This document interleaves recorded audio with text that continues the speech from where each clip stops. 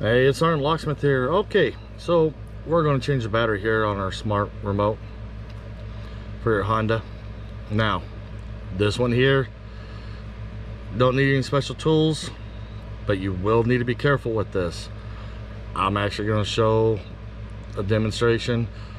That way, if it does run into you run into this issue, you'll know how to correct it.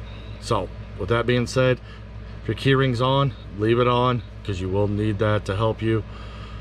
On the back, this one here, we haven't put the cover on yet. We are using a new remote, but you will have this emergency release for your emergency key blade.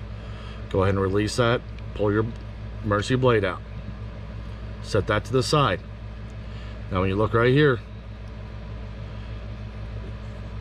this is where you want to put your thumb in here and a finger, and you're just going to push the two apart from each other like so. We just did that. Now the back you want facing up, because if you do it right, you can put your finger on the back here, and by you holding it back here, you're keeping your buttons. Now you notice these buttons fell out of place.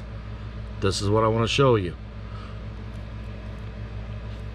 But before we get to that, if your buttons remained in place, it's a CR2032. You're going to take your battery, put your new one in. You'll notice you have the little indentations here to hold the battery. Go and put it in, push down. The battery will sit cocked for a little bit, but the back of the housing is what holds that in. So we're going to show the buttons now that the buttons were actually popped out.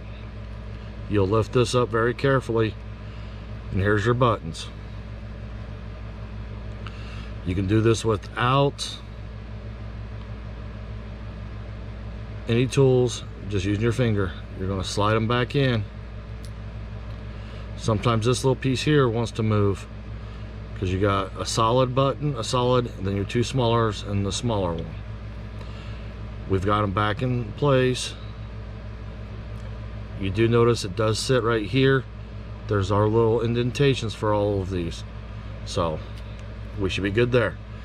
Go and take your remote guts, put it on there. It will only sit in one way. Now that you got that, go and put the back part of the remote housing on there. Go ahead and gently squeeze it. I suggest before you try forcing it with pressure, you flip it over and look, and you see your buttons are there. You're good. Squeeze it together. It's popped together. You've just changed your battery. Go and put your emergency blade back in. You notice it goes right there. And when you put it down, slide it down in there, you've just changed it.